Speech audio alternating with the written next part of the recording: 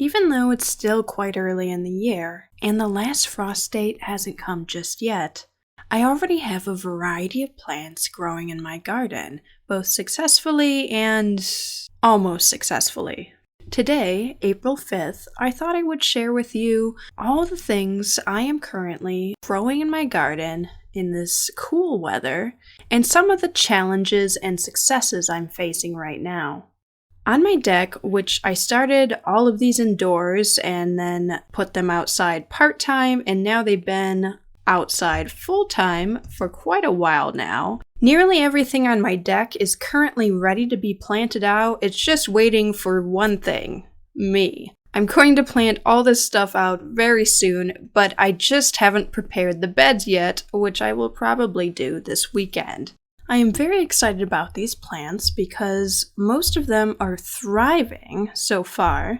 So I have here, this is a mix of some spinach and chard, and as you can see, it looks amazing right now. These gallon jugs cut in half is something I'm experimenting this year, so I don't have to have a bunch of tiny individual containers for the amount of things I want to plant, because I do not have that many containers, nor do I want to buy that many containers. I have to say it has worked out pretty well so far. As you can see, these plants are loving growing together. It takes a little bit to separate them. I have planted out some of my Bach Choy and broccoli so far that was grown this way. The broccoli was really easy to separate. It is doing just fine aside from attracting some pests. I am currently spraying with soapy water and essential oils. But aside from that, the transplant went great, and the Bach Choy is doing equally as well, aside from me waiting a little too long to transplant them, and their leaves getting a little yellow because Bach Choy grows a large root system very fast, so the Bach Choy was a little bit harder to separate. I probably waited a little too long to transplant them, but they are still thriving and doing just fine.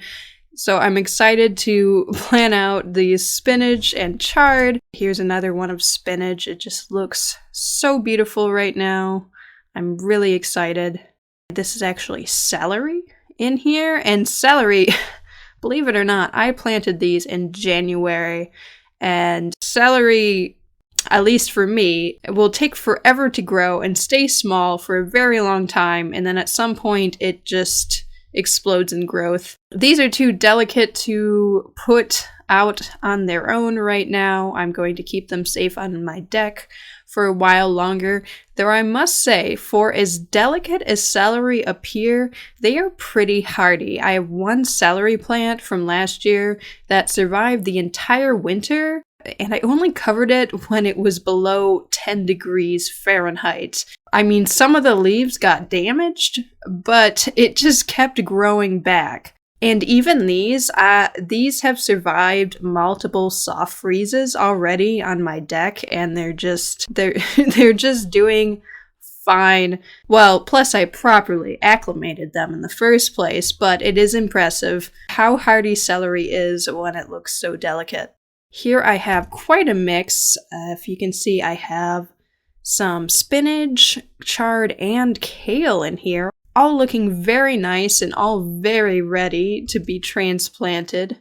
And over here, I have some sad-looking Bok Choy, because even though they're much smaller than the spinach and kale, their roots have just taken up everything, and so they're a little sad right now because they need some space.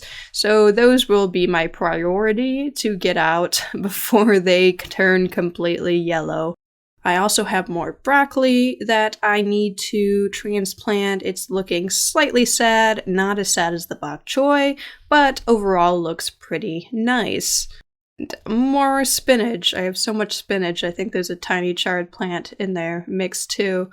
Over here, more desperately needy Bok Choy that wants to be transplanted. And I have a few plants of winter choy that I'm trying out this year. So those are looking pretty nice, even though they're small in comparison to the Bok Choy. Those are really cold hardy. Over here is my sad looking cabbage plants that I am trying to revive before I set them free in nature, and they have to cope with pests in addition to being sad. These have had a tough life. I planted them a little too early. They got a little leggy. At the time I didn't have very good soil. It was a little too clayey. And then I transplanted them. And they're doing better than they were, but I'm going to give them some time. They just need some time. Indoors right now because it is chilly outside, though I do put these outside when I can. I have 2 types of tomato plants. I have cherry tomatoes, black cherry tomatoes, and I have Kentucky beefsteak tomatoes. Don't ask me which one is which. I don't really know. So it will be a little bit of a surprise. I also have some pepper plants in here that are growing slowly but surely. Here, these don't look great yet because they've just popped up. These are cosmos flowers. They're really pretty. I planted them along the edges of my main garden bed last year, and they were so beautiful. When they started blooming, they just kept blooming. It was midsummer, I think they started blooming, don't quote me on that, but then they just continued blooming until the frost, and it was just such a beautiful edging for my garden, and they act to attract pollinators and distract pests that would otherwise go on my plants I'm planning to eat, so I'm very excited to grow more cosmos this year. Here is some of my basil. It's very tiny right now that I've got growing. I've also got thyme and lavender. I started very early. Thyme's very slow growing. Thyme, I definitely lost the majority of the thyme plants that I planted. I've lost about half of the lavender plants that I have planted. They're just very delicate. I am glad I have gotten them this big. So I consider it a success so far. And here's more success. I have a few sage plants growing that are getting quite big. I do have sage in my garden. I have a variety of other herbs in my garden that I'll get to. Here is my new experiment for this year. It's I don't know if it's just me or if it's usually that slow growing, but this is lemongrass. It's growing slowly but surely over here, so I'm very excited to use that both in my kitchen and as a pest deterrent. Another challenging herb to grow from seed, I have a few surviving rosemary plants over here with my few surviving cumin plants. Now to the outside, I've got plenty of things growing outside too. Let's start with this weird looking cabbage. Okay, about me. I am bad at just pulling out a plant, even if it's doing really badly. I'm bad at thinning plants because I have a soft heart for all plants, and I just don't like to kill them unless I'm eating them, if that makes sense. This is a cabbage plant that I planted in the spring of last year, and I planted way more cabbage plants. They all got eaten up, but this thing somehow survived, continued to grow throughout the hot summer and the fall, survived the winter, never produced a cabbage. At this point, I'm just letting it grow because it's just such a survivor. Even though it hasn't produced a cabbage, I'm just kind of impressed. So yeah, I'm just gonna kind of leave that there until it actually dies. I've thought this plant died like 10 times because the leaves had gotten damaged from freezes, etc. It looked like it was on its way out, but it keeps impressing me. This is an immortal cabbage plant right here. Maybe it will continue to be seen in my future garden tours. I have some Bach Choy that I planted in the fall that kind of survived the winter. They kept getting their leaves damaged, so they're not that big. But now they're growing again, so maybe maybe they'll recover a little bit. A few of them have went to seed already, but these ones over here are just kind of continuing to grow, so I'll continue to harvest them. Even considering the damage they sustained since they've been growing so long, I've harvested a lot of leaves. These are some very tiny onions. I started these from seed.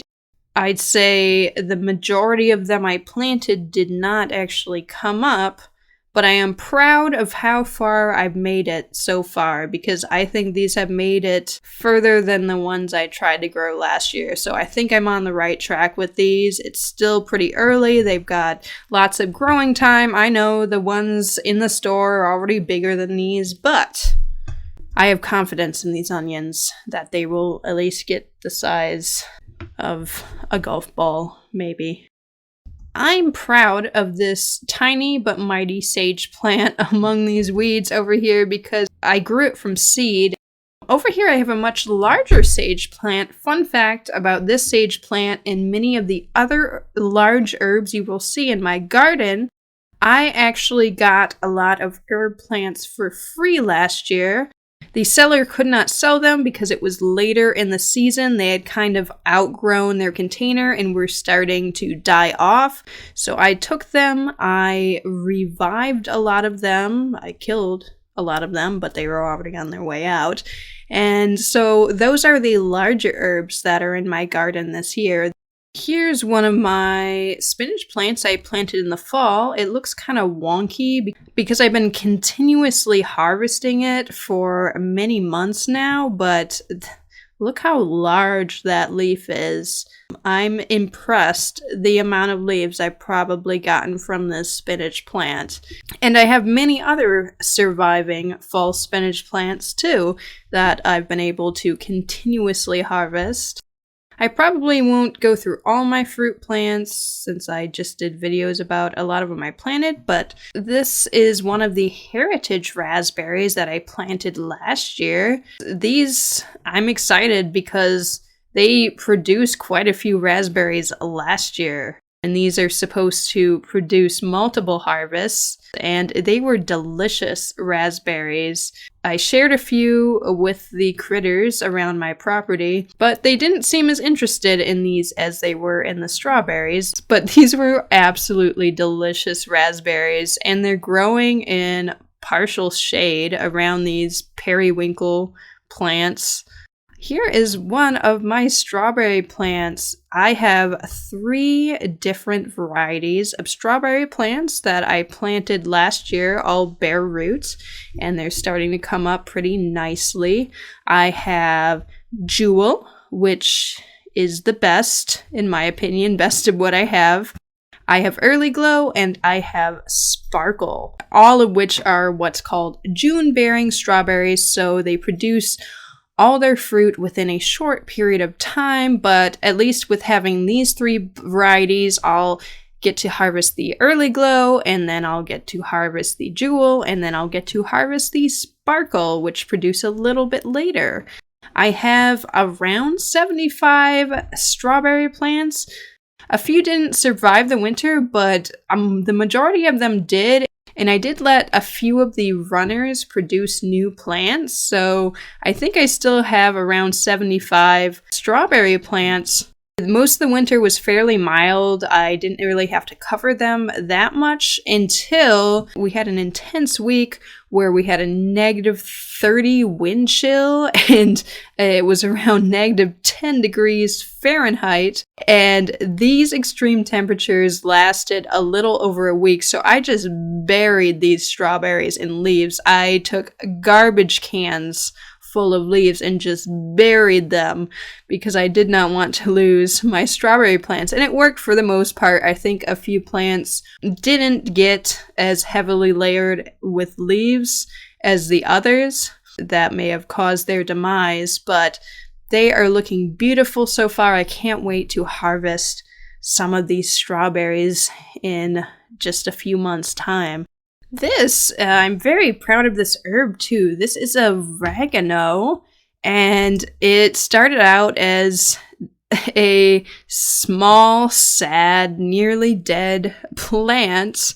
And now look at it. It's just massive already this year. I already harvested some, believe it or not.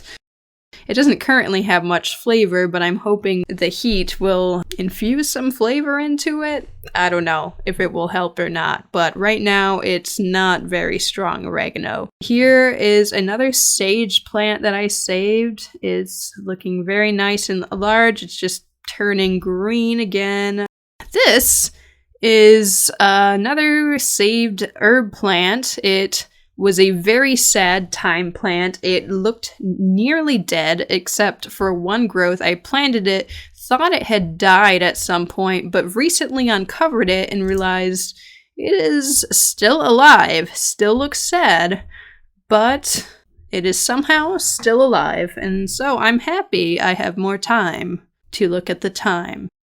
Here is my garlic that is just growing so fast. I don't know what it looks like underground, but I planted this in fall, slightly after the first freeze in November, and they have just been growing like crazy. I just grew these from organic garlic at the grocery store, so I'm excited to see what they turn into. Not much to see here, but this is one of my blueberry plants. This is a blue crop of blueberry plant. I planted it last year. Excited to see if it produces anything this year. I know blueberries are rather slow growing, slow producers. This is my blueberry plant. It produced one blueberry last year, which was understandable and impressive since it was the first year I planted it. I know you're supposed to pick off the blossoms the first year, but man, that was such a delicious blueberry. I am glad I didn't pick it off. Here is another one of my saved herbs. This is parsley that I planted last year, and parsley is a biennial, and it's super cold hardy. It's already looking very nice.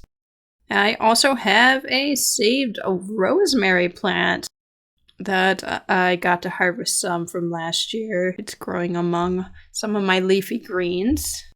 Certainly probably the saddest looking thing I'll show you on this tour.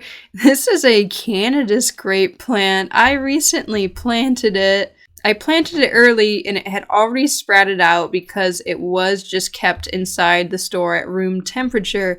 I knew I would have to cover it for a few of the freezes that we had left, but I went out of town and I put 2 plastic bags around it. Normally I would put a blanket over it at night, but I just didn't want to cover it the whole time I was going out of town, even though I knew it was going to get a little below freezing. It turned out it got way more below freezing than originally predicted while I was out of town, so all of the new growth died.